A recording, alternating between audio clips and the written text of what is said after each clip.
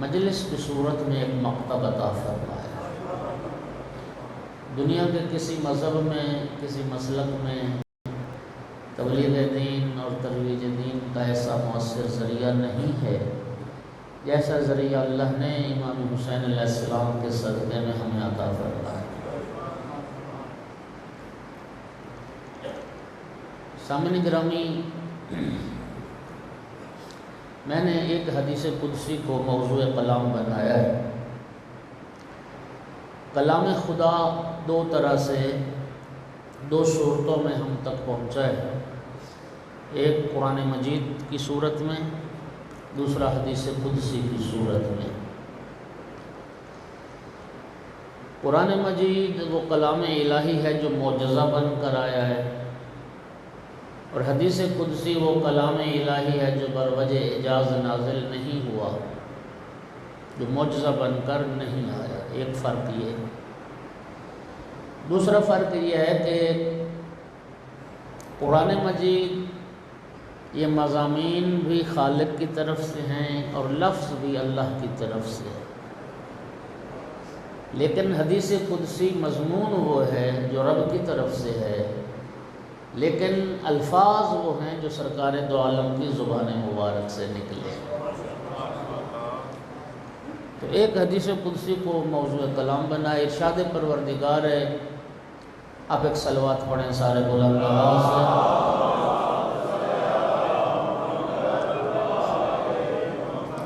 یہ جو تھوڑی سی جگہ خالی ہے نا، اگر آپ محبت کر لیں، ذرا قریب آ جائیں تاکہ مومنین آ رہے ہیں، بعد والوں کے لیے ذرا آسانی ہو جائے گی۔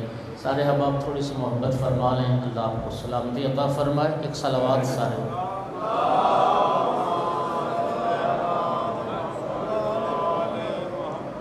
توجہ ہے حضرات۔ ارشاد پروردگار ہے، یا عبادی ستۃ منی و ستۃ منکم۔ اللہ پاک فرماتا ہے، میرے بندو 6 چیزیں میری طرف سے ہیں اور 6 ہی چیزیں تمہاری طرف سے ہونی چاہیے۔ پہلی چیز ارشاد فرماتا ہے، الجنت منی والطاعت منکم، جنت میری طرف سے ہے، اطاعت تمہاری طرف سے ہونی چاہیے۔ خدا بند عالم نے جنت اطاعت کے نتیجے میں رکھی۔ سید الانبیاء ختمی مرتبت محمد مصطفیٰ صلی اللہ علیہ وآلہ وسلم۔ آواز ٹھیک آ رہی ہے؟ اچھا۔ سرکار نے فرمایا، خلقت الجنت لمن اطاع اللہ ولو کان عبدا حبشیا۔ اللہ نے جنت اپنے مطیع بندوں کے لیے خلق فرمائی ہے، چاہے وہ حبشی غلام کیوں نہ ہو۔ وَخُلِقَتِ النَّارُ لِمَنْ عَصَى اللَّهَ وَلَوْ كَانَ سَيِّدًا قَرْشِيًّا۔ اور اللہ نے جہنم اپنے نافرمان بندوں کے لیے خلق فرمائی ہے، چاہے وہ سردار سید قرشی قریشی کیوں نہ ہو۔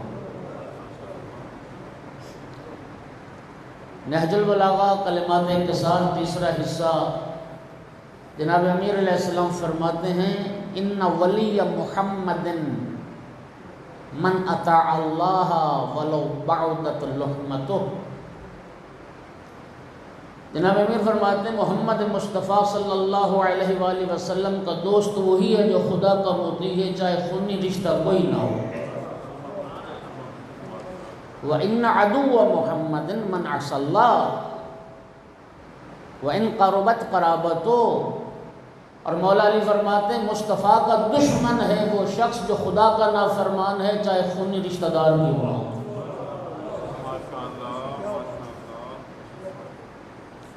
جنت میری طرف سے اور اطاعت تمہاری طرف سے۔ سامعین گرامی، حضرت یوسف علیہ السلام کا جو قصہ سنتے رہتے ہیں، بھائیوں نے حسد کیا، کنویں میں پھینک دیا، غلام کی حیثیت سے فروخت کیے گئے، مصر کے بازاروں میں بیچا گیا، پھر زندان کی قید گزاری، اور پھر ایک دن آیا کہ وہی یوسف عزیز مصر بن گئے۔ جب عزیز مصر بن گئے نا تو حضرت یوسف علیہ السلام کی وہ شاہی سواری آ رہی تھی تو سارا مصر استقبال کے لیے نکلا ہوا تھا۔ تو زلیخا کا نام آپ نے سنا ہے، نابینا ہو گئی تھی تو وہ بھی استقبال کرنے والوں میں کھڑی تھی۔ جناب یوسف علیہ السلام کی جب سواری قریب سے گزری نا تو اس نے ایک جملہ کہا، بڑا خوبصورت جملہ، کہتے الحمدللہ الذی جعل العبید لطاعتہم ملوکا، تمام تعریفیں اس اللہ کے لیے جس نے اپنی اطاعت کے نتیجے میں غلاموں کو بادشاہ بنا دیا۔ وجعل الملوک لمعصیتہم عبیدا، اور جس نے بادشاہوں کو اپنی نافرمانی کی وجہ سے آج غلام بنا دیا۔ اطاعت۔ لعنت المرجئۃ علی لسان 70 نبیہ، 70 انبیاء نے مرجئہ پر لعنت فرمائی۔ مرجئہ ایک طرز فکر ہے، ایک نظریہ ہے۔ قیل وما المرجئۃ یا رسول اللہ، پوچھا گیا یا رسول اللہ مرجئہ کون ہوتے ہیں؟ اب سرکار نے جو مرجئہ کی تعریف فرمائی ہے نا، آپ سب کو بھی پتہ چل جائے گا کہ مرجئہ کون ہوتے ہیں۔ فرمایا الذین یقولون الایمان قول بلا عمل، فرمایا مرجئہ وہ لوگ ہوتے ہیں جو کہتے ہیں کہ ایمان خالی قول قرار کا نام ہے، عمل کی ضرورت نہیں، خالی اقرار ہے اور عمل کی ضرورت۔ فرمایا وہ مرجئہ ہیں، اور انبیاء نے لعنت فرمائی۔ اور مولا میر فرماتے تھے کہ لو کان الایمان کلاما، اگر ایمان خالی کلام ہوتا یا چند کلمے کا پڑھ لینے کا نام ہوتا تو اللہ رب العزت کبھی نہ نماز نازل کرتا، نہ روزہ کا حکم دیتا، نہ زکوٰۃ کا حکم دیتا، نہ حج کا حکم دیتا۔ عمل۔ اور ایک بہت خوبصورت جملہ مولا میر علیہ السلام کا، تحصل الجنت بالعمل لا بالعمل۔ ایک عمل عین کے ساتھ ہوتا ہے نا، ایک الف کے ساتھ عمل، اس کا معنی ہوتا ہے خواہش، تمنا، آرزو۔ کیا خوبصورت جملہ فرمایا۔ فرمایا مولا علی نے جنت عمل کرنے سے ملتی ہے، خواہش کرنے سے نہیں ملتی۔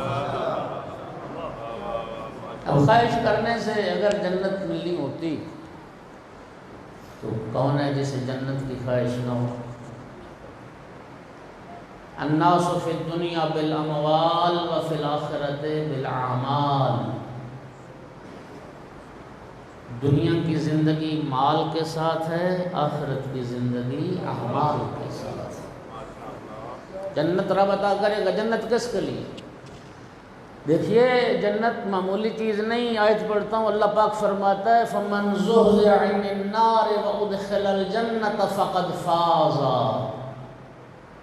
دنیا میں جتنے انسان ہیں نا جی، ہر بندے کے نزدیک کامیابی کا ایک الگ زاویہ ہے، ایک الگ میزان ہے۔ ایک سیاستدان سے پوچھو گے کہ تم کامیابی کسے سمجھتے ہو تو وہ کسی اور چیز کو بتائے گا۔ ایک تاجر، ایک کاروباری انسان کسی اور چیز کو کامیابی سمجھتا ہے، ایک ذمہ دار کسی اور چیز کو کامیابی سمجھتا ہے، ایک طالب علم کسی اور چیز کو کامیابی سمجھتا ہے۔ تو زاویہ نگاہ مختلف ہے۔ اور مل کے خالق سے سوال کرتے ہیں، معبود تو بتا، پروردگار تیری نگاہ میں کامیابی کیا ہے اور کامیاب انسان کون ہے؟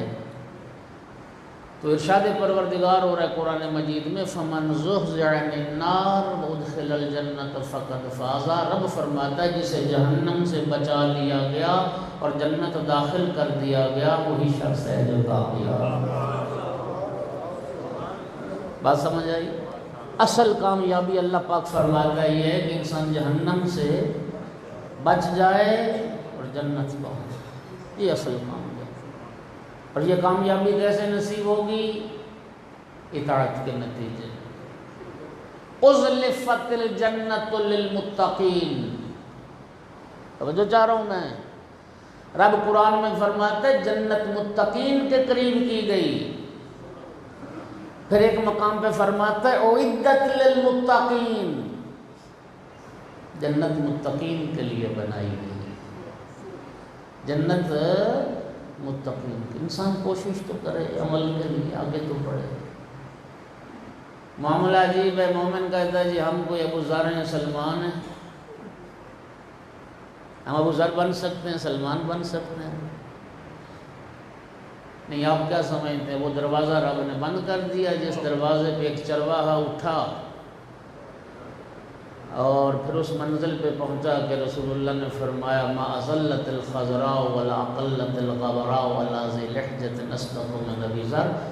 آسمان کی اس چھت کے نیچے، زمین کے اس فرش سے اوپر ابو ذر سے بڑا سچا کوئی۔ کہ وہ دروازہ بند ہو گیا کہ فارس سے آتش پرست گھرانے کا فرد اٹھا اور حق کی جستجو میں چلتا چلتا یثرب سرکار دو عالم کی بارگاہ میں پہنچا، اور پھر سرکار نے فرمایا سلمان منا اہل البیت۔ انسان کوشش تو کرے نا یار۔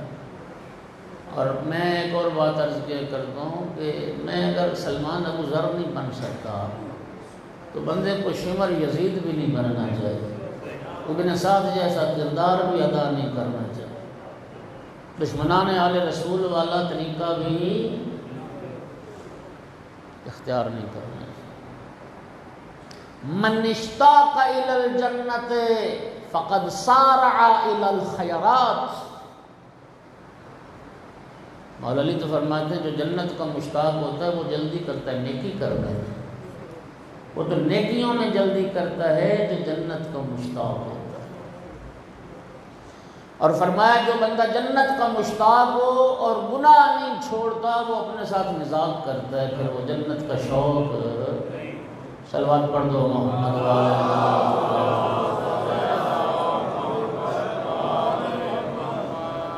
عمل سے زندگی بنتی ہے، جنت بھی۔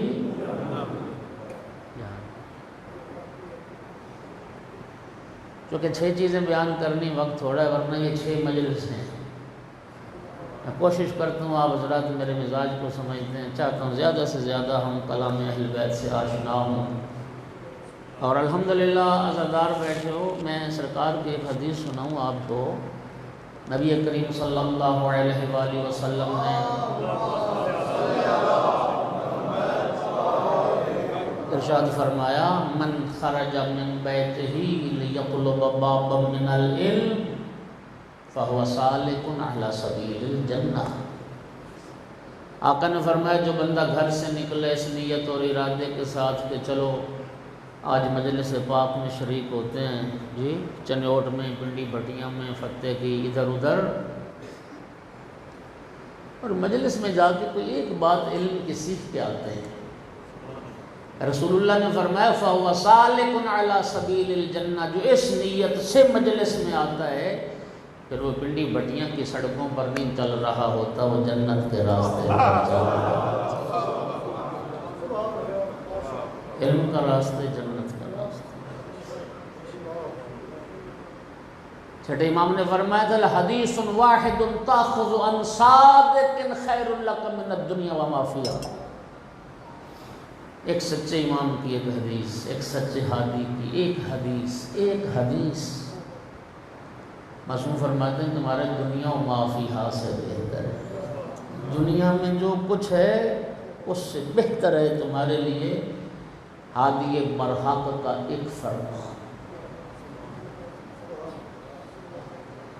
صلوات پڑھ دو سارے، بولو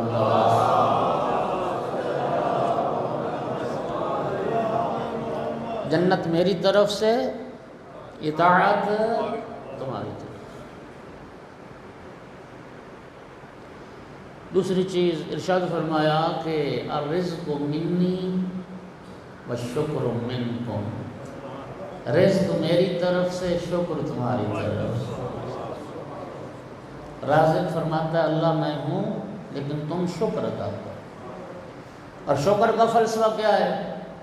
فرمایا لئن شکرتم لازیدنکم، اگر شکر گزار بن جاؤ گے تو میں اور اضافہ کر دوں گا تمہاری نعمتوں میں، اور بڑھا دوں گا۔ امام محمد باقر علیہ السلام نے ارشاد فرمایا سنیے، لا ينقطع المزید من اللہ حتی ينقطع الشکر من العباد۔ امام فرماتے ہیں اللہ کی طرف سے نعمتوں میں اضافے کا سلسلہ اس وقت تک ختم نہیں ہوتا جب تک بندوں کی طرف سے شکر ختم نہ ہو۔ تم شکر ادا کرنا چھوڑ دو گے، رب تمہاری نعمتوں میں اضافہ چھوڑ دے۔ شکر گزار رہو گے، رب نعمتیں بڑھاتا چلے۔ شکر گزار بنو، شکر گزار۔ نعمت لا تشکر کسیئۃ لا تغفر، سرکار کی حدیث پڑھی میں نے، معصوم فرماتے ہیں جس نعمت کا شکریہ ادا نہیں کیا جاتا وہ ناقابل بخشش گناہ بن جاتا۔ جس نعمت کا شکریہ ادا نہ کیا جائے وہ مثل اس گناہ کے ہے کہ جو اصلاً بخشا نہ جائے۔ اس منعم حقیقی کا، اس کریم کا شکریہ ادا کرنا واجب ہے جس رب نے رزق سے نوازا، روزی سے نوازا، نعمتوں سے نوازا۔ ہم تو پتہ نہیں کدھر بہک گئے، معاملہ الٹ ہو گیا سارا۔ کثیر تعداد ابھی تک ان لوگوں کی ہے جنہیں آج تک یہ نہیں پتا میرا رازق کون ہے، میرا رزق دینے والا کون ہے۔ هو الذی خلقکم ثم رزقکم ثم یمیتکم ثم یحییکم۔ رب قرآن میں فرما رہا ہے وہی اللہ ہے جس نے تمہیں خلق کیا، وہی اللہ ہے جو تمہیں رزق دیتا ہے، وہی اللہ ہے جس نے تمہیں زندگی عطا کی، وہی اللہ ہے جو تمہیں موت دینے والا ہے۔ اب بتائیے خالق کی مانیں، قرآن کی مانیں یا کسی جاہل کی مانیں؟ قرآن کہتا ہے تمہارا خالق بھی اللہ، تمہارا رازق بھی اللہ، حیات دینے والا بھی اللہ اور موت دینے والا بھی اللہ۔ وَمَا مِن دَابَّةٍ فِي الْأَرْضِ، رب فرماتا ہے اس روئے زمین پر چلنے والا کوئی ذی روح ایسا نہیں ہے جس کا رزق اللہ کے ذمہ نہ ہو، جس کا رزق۔ نہج البلاغہ میں جملہ ہے مولا امیر علیہ السلام کا بڑا خوبصورت، یا علی کسی انسان پر دروازے بند کر دیے جائے، کوئی روزن و سوراخ بھی نہ ہو، مولا کیا اس بندے تک بھی رزق پہنچے گا؟ فرمایا ضرور پہنچے گا۔ تو مولا اس کا رزق کہاں سے آئے گا؟ فرمایا جہاں سے اس کی موت آئے گا۔ اگر اس تک موت آ سکتی ہے تو رزق بھی کیوں؟ جس کے قبضہ قدرت میں موت ہے اسی کے قبضہ قدرت میں۔ جو احباب اندر آنا چاہتے ہیں اس کونے میں کافی سارے احباب بیٹھ سکتے ہیں، پنکھا بھی لگا ہوا ہے، صلوات پڑھیے تاکہ دوست اندر آ جائیں۔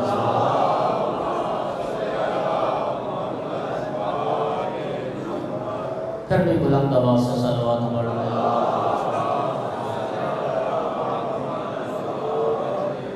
توجہ ہے صاحبان؟ تو رازق اللہ کی ذات ہے، فرماتا ہے تم شکر گزار بن جاؤ، نعمتوں کا شکریہ ادا کرو۔ اور شکریہ نعمت واجب ہے، لیکن یاد رکھو ہم شکر ادا نہیں کر سکتے۔ آپ بتائیے کہ اللہ کی جن نعمتوں کو گنا نہ جا سکے ان کا شکریہ کوئی کیسے ادا کرے؟ یہی تو جملہ امام سجاد علیہ السلام کا صحیفہ سجادیہ میں الہی کیف لی بتحصیل الشکر، میرا اللہ میرے لیے تیرا شکر ادا کرنا کیسے ممکن ہے؟ فَإِذَا قُلْتُ لَكَ الشُّكْرُ وَجَبَ عَلَيَّ لِذَلِكَ الشُّكْرُ، اگر میں زبان سے کہہ بھی دیتا ہوں میرا اللہ تیرا شکر ہے، یہ بات خود پھر شکر کا تقاضا کرتی ہے۔ جب میں یہ کہہ دیتا نا میرا اللہ تیرا شکر ہے، پھر مجھ پر واجب ہو جاتا ہے کہ میں اس ادائے شکر پر پھر تیرا شکر ادا کروں۔ اور پھر کیا جملہ خوبصورت فرمایا، مولا سجاد فرماتے ہیں تمام تعریف مصلی کے لیے جب بندہ یہ عاجزی کا اقرار کر لیتا ہے میرا اللہ میں تیری نعمتوں کا شکریہ ادا نہیں کر سکتا، اللہ اس اقرار عاجزی کو شکریہ بنا دے، اس اقرار عاجزی کو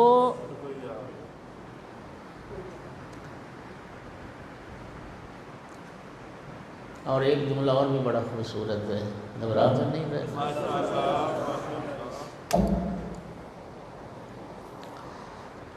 جناب امیر علیہ السلام فرماتے ہیں کہ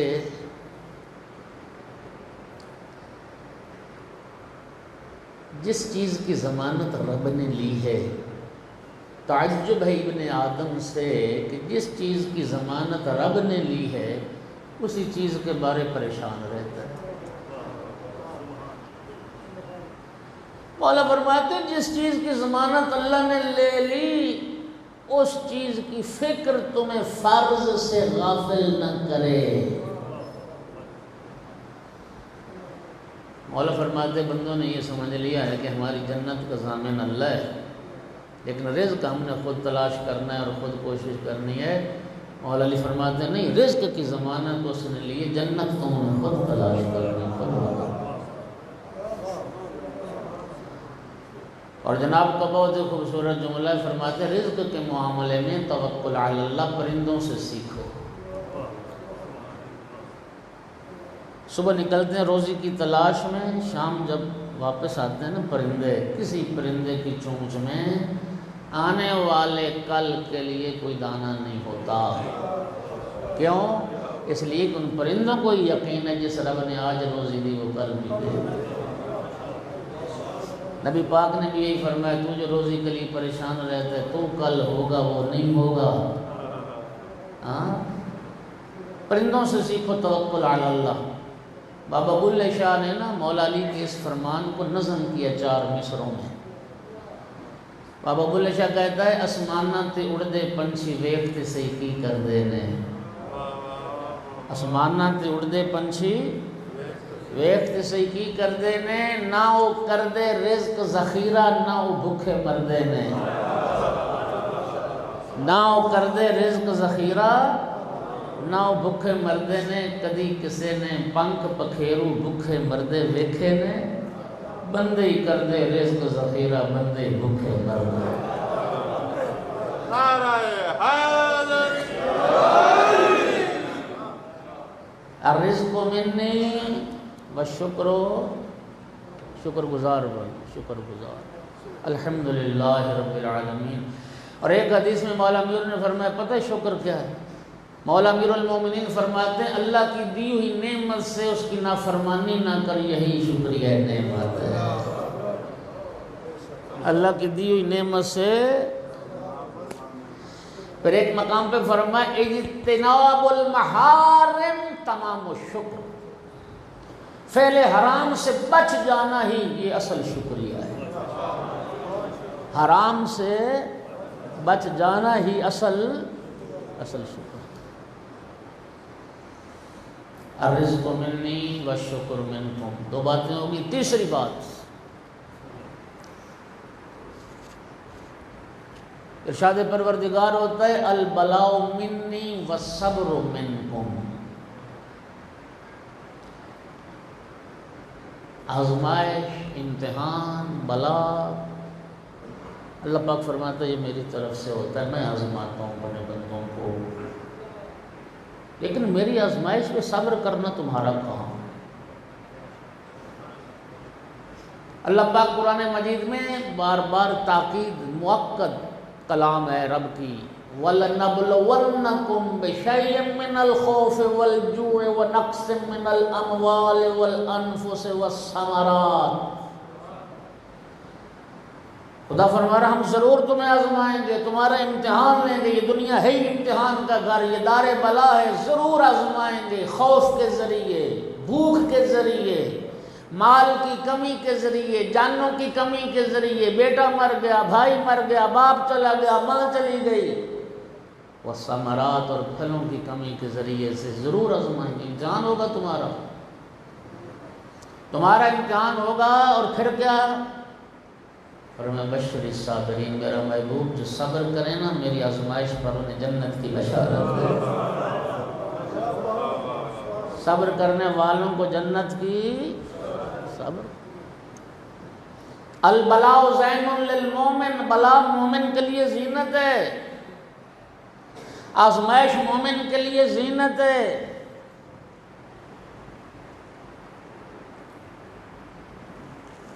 سرکار کی حدیث ہے کہ کسی بندہ مومن پر 40 دن گزر جائیں، نہ بخار، نہ تکلیف، نہ سر درد، نہ بیوی بچے کو کچھ ہوا، نہ کاروبار میں کوئی پریشانی آئی، ہاں جی نعمتیں فراوانی، آسائشیں 40 دن میں کوئی ذرا برابر اسے ٹینشن نہیں ہوئی۔ سرکار فرماتے ہیں دوبارہ کلمہ پڑھے کہیں کافر تو نہیں ہو، دوبارہ کلمہ پڑھے کہیں کافر تو نہیں ہو۔ لن تکونوا مؤمنین حتی تعدوا الولاء نعمہ، امام موسیٰ کاظم علیہ السلام فرماتے ہیں تم تو اس وقت تک مومن بن ہی نہیں سکتے جب تک آزمائش کو نعمت نہ سمجھو۔ یہ امتحان تو ہونا ہی ہونا ہے، یہ دنیا دار امتحان ہے۔ آزمائش مومن کے لیے اس میں تو کریم کا کرم ہی کرم ہے۔ یقین کریں اتنی نعمت، فرعون 40 سال تک انا ربکم الاعلیٰ کا دعویٰ کرتا تھا، سر میں درد نہیں ہوا۔ سنیے ذرا میں کیا عرض کر رہا ہوں، 40 سال تک درد نہ ہوا سر میں۔ وہ جملہ کتنا خوبصورت، حضرت موسیٰ نے ایک بار عرض کی پروردگار تو کریم جو ہوا، ہاں تیرا رزق کھاتا ہے، ایک دن اس کا روٹی پانی بند کر دینا تو اس کو پتہ چل جائے کہ میں رب ہوں یا وہ رب۔ ارشاد پروردگار ہوا موسیٰ وہ بندہ ہو کے بندگی بھول گیا، میں رب ہو کے اپنی کریمی بھول گیا۔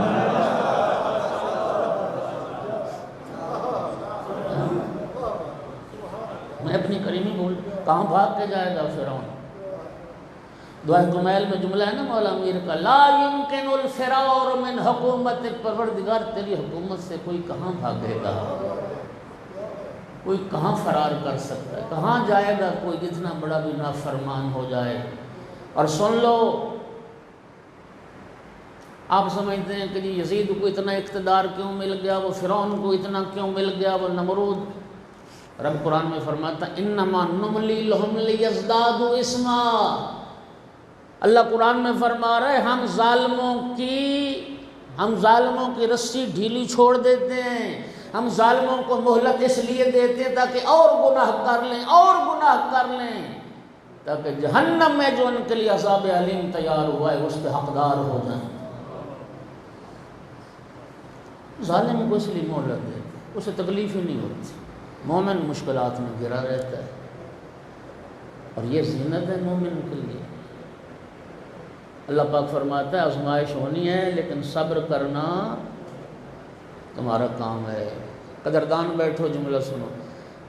مولا امیر المومنین علیہ السلام کا ایک وصیت نامہ ہے نہج البلاغہ میں، ویسے 3-4 وصیت نامے ہیں۔ ایک وصیت نامہ کلمات کسار میں ہے،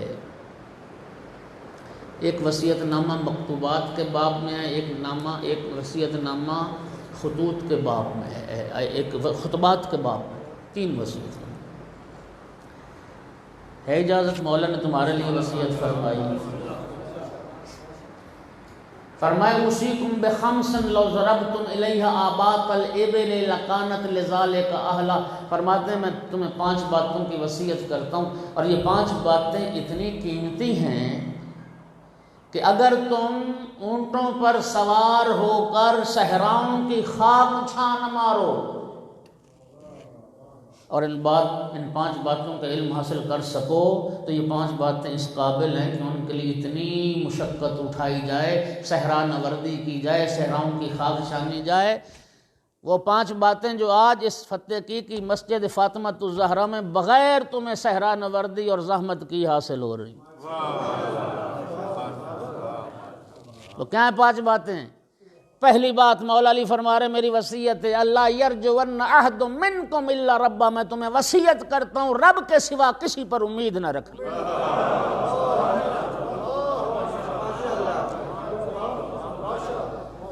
میری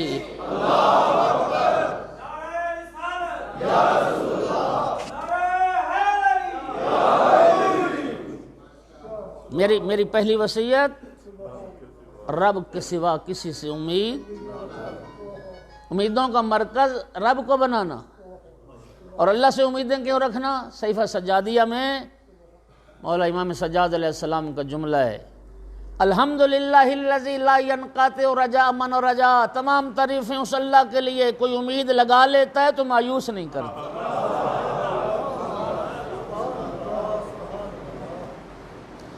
دوسری وصیت، لا یخافن الا ذنبہ، مولا علی فرماتے ہیں میری دوسری وصیت یہ، ڈرنا تو صرف اپنے گناہوں سے ڈرنا،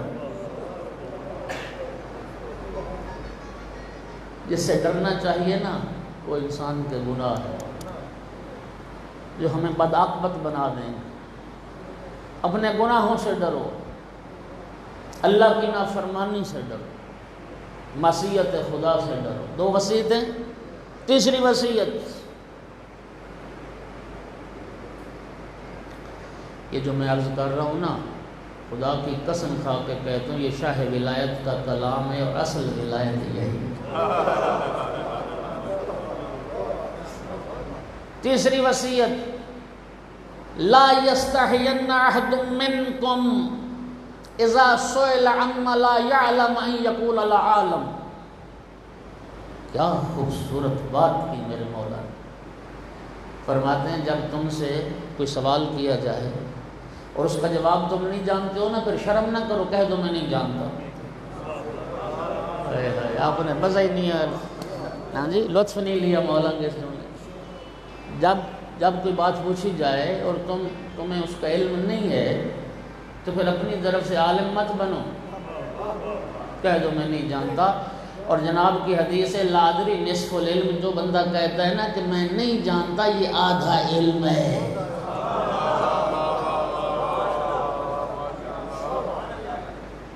نہ جاننا آدھا۔ ہماری مشکل کیا ہے؟ جاہل ترین انسان خود کو عالم سمجھتا ہے، لیکن جو کہتا ہے میں نہیں جانتا کم از کم اس کو اپنی جہالت کا تو علم ہے۔ یہ تو جانتا ہے نا میں جاہل، اور نہ شرم نہ کرو، کہہ دو میں نہیں جانتا۔ امام جواد علیہ السلام فرماتے تھے جاہل اگر اپنی زبانیں بند رکھتے دین کبھی اختلافات کا شکار ہی نہ ہوتا۔ یہ دین میں اختلافات کیوں پیدا ہوئے؟ یہ امت تفرقہ کا شکار ہوئی اس لیے کہ جہلوں کی زبانیں کھل گئی، وہ زبانیں کھل گئی جن کو بند ہونا چاہیے۔ چوتھی وصیت، لا یستحین احد منکم اذا لم یعلم الشیء ان یتعلمہ۔ فرمایا میری چوتھی وصیت یاد رکھنا، جب کسی چیز کو تم نہیں جانتے، علم نہیں رکھتے، تو پھر علم سیکھنے میں بھی شرم نہ کرنا۔ سبحان اللہ۔ جب نہیں جانتے تو پھر پوچھو، پوچھنے میں بھی شرم۔ آقا فرماتے ہیں علم ایک کمرے میں بند ہے، اس کی چابی کا نام ہے سوال۔ سوال کی چابی لگاؤ گے علم کے خزانے تک پہنچ جاؤ، نہیں پوچھو گے اہل علم سے تو جاہل مر جاؤ۔ اور پانچویں وصیت، علیکم بالصبر اذ الصبر من الایمان کالراس من الجسد۔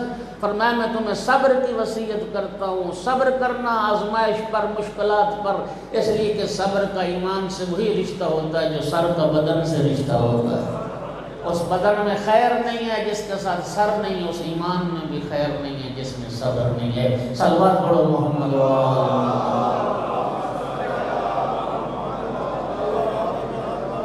تین چیزیں ہو گئی جی، آزمائش میری طرف سے، صبر تمہاری۔ چوتھی چیز، رب فرماتا الاجابت منی والدعاء منکم، قبول کرنا میرا کام ہے، دعا مانگنا تمہارا کام ہے۔ مکتب اہل بیت مکتب دعا ہے، مذہب شیعہ مذہب دعا ہے۔ میں ذمہ داری سے حدیث پڑھ رہا ہوں، پانچویں امام سے کسی نے پوچھا فرزند رسول تلاوت قرآن یا دعا رب سے دعا مانگنا، ان دونوں میں سے آپ کے نزدیک افضل اور محبوب عمل کون سا ہے؟ امام محمد باقر علیہ السلام نے فرمایا تلاوت قرآن سے بھی افضل رب سے دعا مانگنا۔ دعا قبول کرنے والا میں ہوں، دعا مانگنا تمہارا۔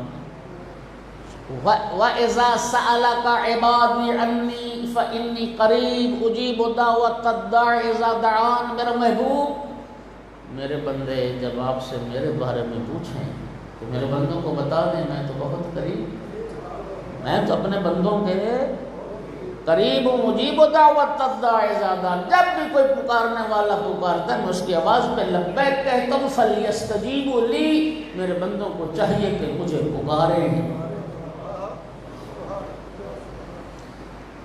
شیعہ سنی بھائیوں، فریقین کے ہاں یہ حدیث موجود ہے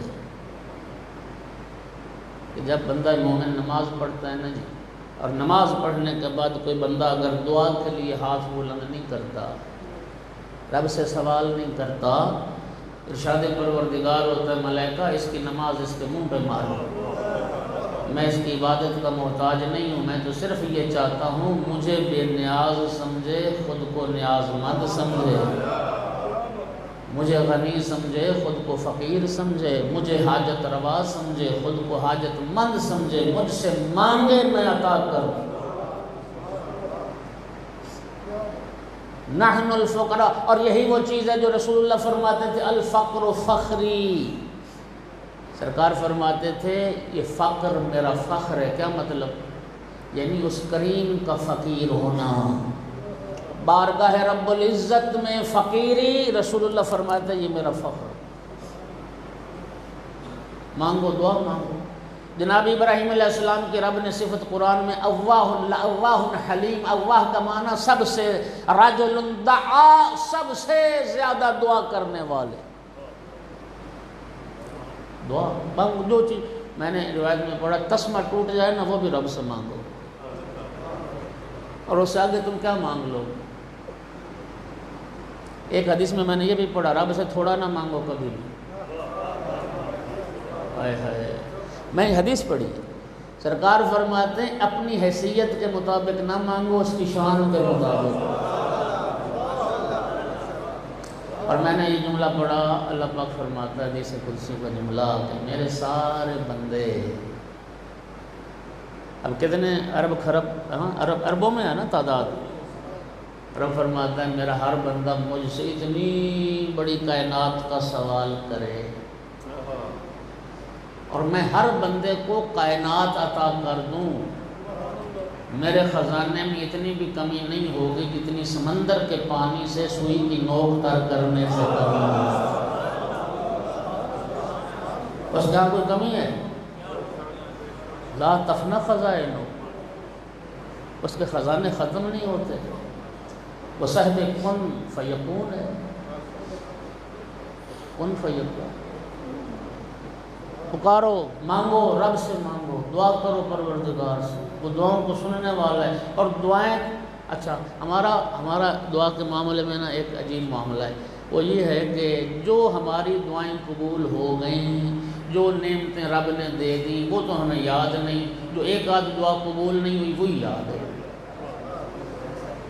جو نہیں ملا وہ ہمیں یاد ہے کہ ہاں یہ چیز میرے پاس نہیں ہے، یہ میری دعا نہیں قبول ہو رہی، میری نوکری نہیں لگ رہی، ہاں جی میرا قرضہ نہیں ادا ہو رہا، جو کچھ دیا رب نے وہ یاد ہی نہیں۔ ایسے ہی ہے، رب کی ان نعمتوں کو تم گن نہیں سکتے جو رب نے تمہیں عطا فرمائی۔ دنیا میں اگر پروردگار بس اوقات کی دعا قبول نہیں نہ کرتا تو معصوم فرماتے ہیں اس میں مصلحت ہوتی ہے۔ چھٹے امام کی حدیث پڑھتا ہوں، فرماتے ہیں قیامت کا دن آئے گا، بندہ مومن کو پہاڑوں کی تعداد کے برابر اتنے وزن میں اجر ملے گا۔ بندہ مومن خود حیران ہو جائے گا، پروردگار یہ میرے کس عمل کا صلہ ہے، کس عمل کا اجر ہے، اتنا بڑا اجر۔ رب فرمائے گا دنیا میں تو کچھ دعائیں کرتا رہا، دنیا میں مصلحت نہیں تھی، تیری دعاؤں کو قبول کرو۔ ہم نے پیسے ہی مانگنے ہوتے ہیں اور کیا مانگنا، بیمار صحت مانگے گا، فقیر پیسہ مانگے گا، جس کے پاس گھر نہیں وہ گھر مانگے گا، جس کے پاس پنڈ میں گھر رہ گیا وہ پنڈی بٹیاں شہر میں گھر چاہے گا، جس کا یہاں پنڈی بٹیاں شہر میں بن گیا وہ بحریہ ٹاؤن میں کوٹھی مانگے گا، جس کو بحریہ ٹاؤن میں مل گیا پھر وہ امریکہ جانے کی تمنا کرے گا. یہی ہماری مادی خواہشات ہیں نا، اور کیا ہے. بولیے ذرا. میں معصومین کی کلام کی روشنی میں عرض کر رہا ہوں. نبی پاک نے ایک بار فرمایا تھا اپنے صحابہ سے، سرکار نے فرمایا تھا جو سہولیات، جو وسائل فرعون کو فراہم تھے نا، وہ تمہیں بھی مل جاتے، تم بھی سارے فرعون ہو جاتے. میں جو ڈالر اور دنیا اور مانگ رہا ہوں رب مجھے نہیں دے رہا، تو شاید اس میں یہی مسئلہ ہے. تو تیرے پاس دنیا آ گئی، تیری ہر تمنا پوری ہوتی چلے گی، کیا پتہ تو فرعون بن کے مر جائے، بے ایمان ہو کے مر جائے. اب بتا یہ رب کا کرم ہے یا نہیں؟ تجھے فرعون بننے سے بچا لیا، تجھے ایمان کی حالت میں ہوگا.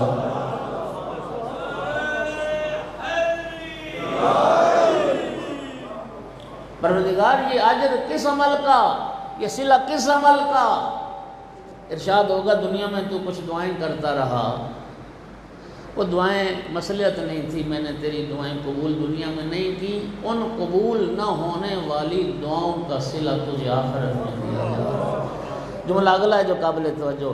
اس کے بعد امام صادق علیہ السلام فرماتے ہیں اس وقت مومن تمنا کرے گا کاش دنیا میں میری کوئی دعا قبول نہ ہوئی ہوتی، اللہ ہر دعا کا صلہ مجھے آخرت میں عطا کرتا.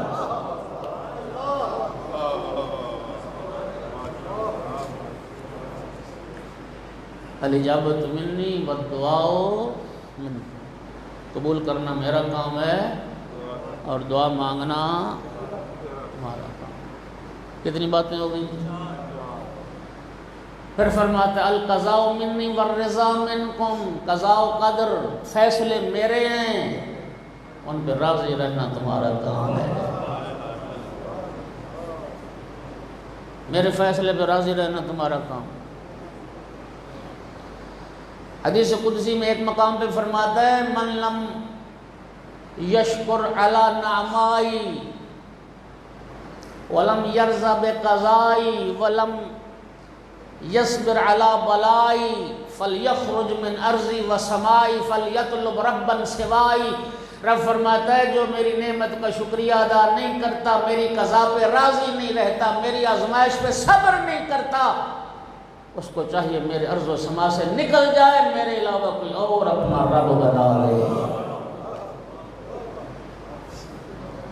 اس کی قضا پہ راضی رہنا ہمارا کام ہے، اور یہ بڑا مشکل کام.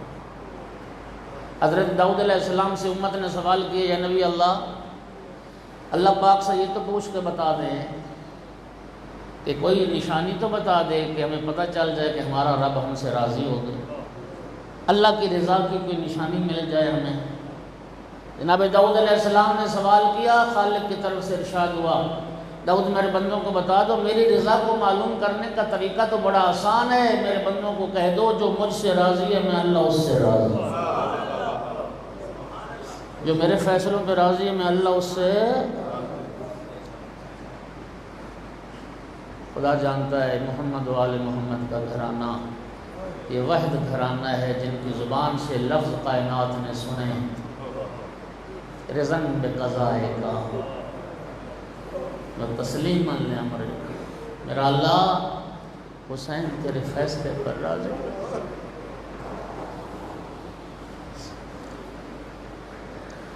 میرا اللہ ہم تیرے فیصلے پر راضی ہیں، ہم تیرے حکم کے سامنے سر تسلیم رکھو. اس کریم کا کرم ایک بار زندگی میں پھر مولا حسین پہ رونے کا موقع عطا کر دے.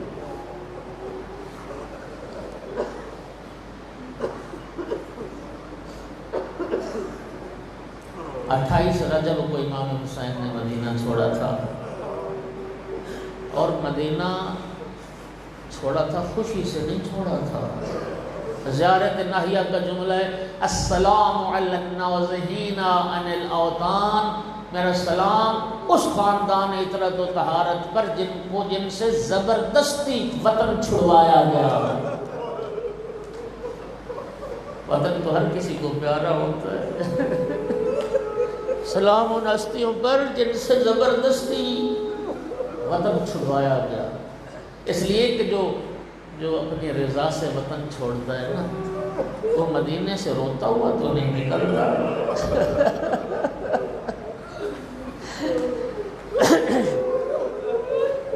مقتل کہتی، تاریخ کہتی روتا ہوا خاندان رسول نکلا.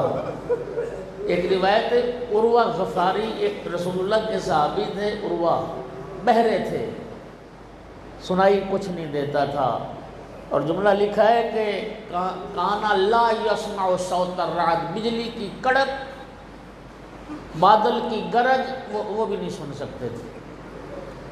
روایت موجود ہے جب یہ 27 کا دن گزر گیا نا اور 28 کی رات ہے،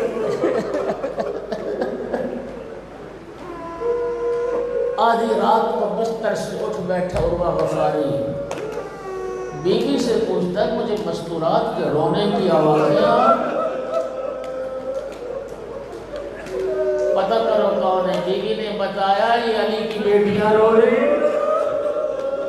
یہ فاطمہ زہرا کی دو بیٹیاں رو رہی ہیں، مدینہ چھوڑ کے جا رہے ہیں. حسین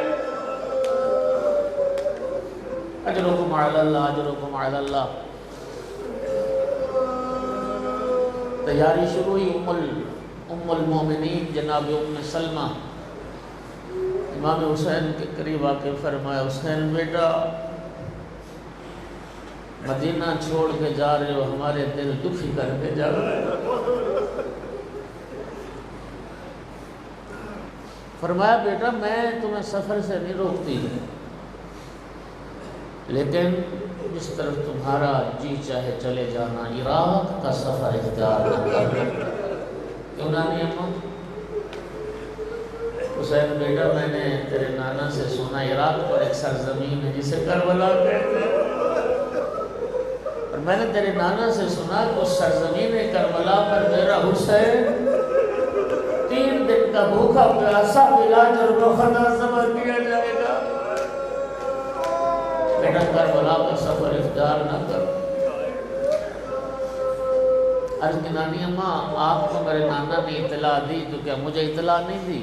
نانی اماں میں جانتا ہوں، نانی اماں میں کربلا کی زمین جانتا ہوں، میں اپنے مقتل کو جانتا ہوں، میں اپنے مدفن کو جانتا ہوں، اور میں اپنے ساتھیوں کے ایک ایک کے دفن ہونے کی جگہ کو جانتا ہوں. نانی اماں میرے نانا نے آپ کو کربلا کی خبر دی ہے، اگر آپ چاہیں تو میں آپ کو کربلا دکھا سکتا ہوں. یوں 2 انگلیاں بلند کی، سرزمین کربلا سمٹ کے سامنے آئے، بس لوگ نے تعارف کروانا شروع کیا. جانے وہ دیکھ لیجیے فرات کا کنارہ، یعنی یہ وہ مقام ہے جہاں میرے عباس کے بازو کٹے، یہ وہ مقام ہے جہاں میرا قاسم پامال ہوگا، یہ وہ مقام ہے جہاں میرے اکبر کے گلے جب مرچی لگے گی، وہ مقام ہے جہاں اصغر کے گلے میں تیر پیوست ہوگا، اور نانے کو گودال میں وہ مقام ہے جہاں میں ذوالجلال سے اتروں گا. ایک ایک شہید کی مقتل کربلا کا تعارف کروایا. اجازت امامت سے خاک کربلا اٹھا کے نانی کے حوالے کی. نانی اماں جہاں میرے نانا کی دی ہوئی خاک رکھی ہے، اس خاک کو اس خاک میں شامل کر لیجئے، اور جب تک یہ خاک رہے سمجھنا آپ کا حسین زندہ ہے، اور جس دن خاک خون تازہ میں بدل جائے سمجھنا حسین مارے.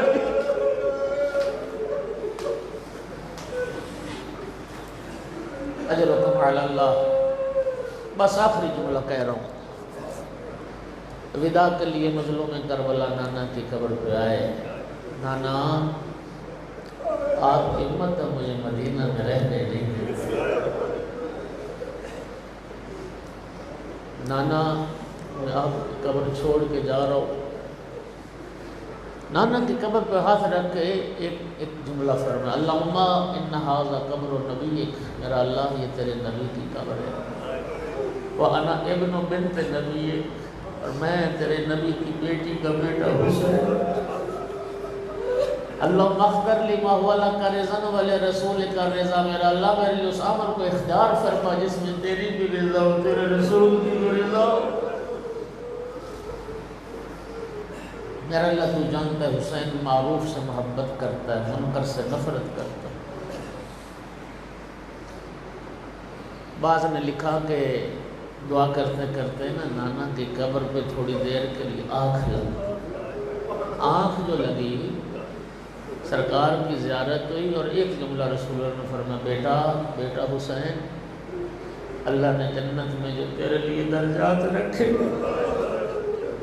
وہ تمہیں شہادت کے بغیر ملنے والے نہیں۔ نانا کی اس قبر کا سلام کر کے جنت البقیع کا رخ کیا۔ بھائی حسن کی قبر پہ، بھیا میرا سلام آخر، بھیا میں آپ کی قبر چھوڑ کے جا رہا ہوں۔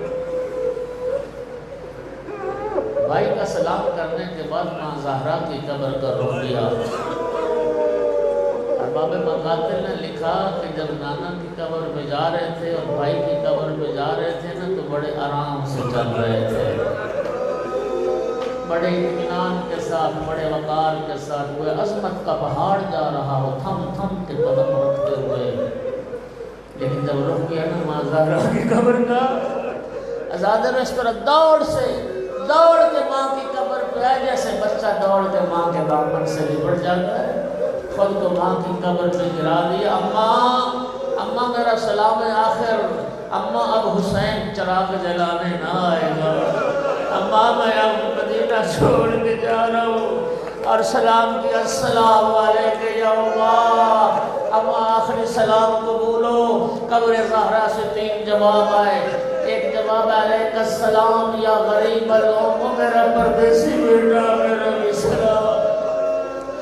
دوسرا جواب، علیک السلام یا عطشان الام، ماں کا پیاسا بیٹا میرا بھی سلام۔ اور تیسرا جواب سنو گے، وہ درد بھرا جواب تھا، علیک السلام یا سہکان الام، گھوڑوں کے سموں تلے پامال ہو جانے والا۔ الا لعنت اللہ علی القوم الظالمین۔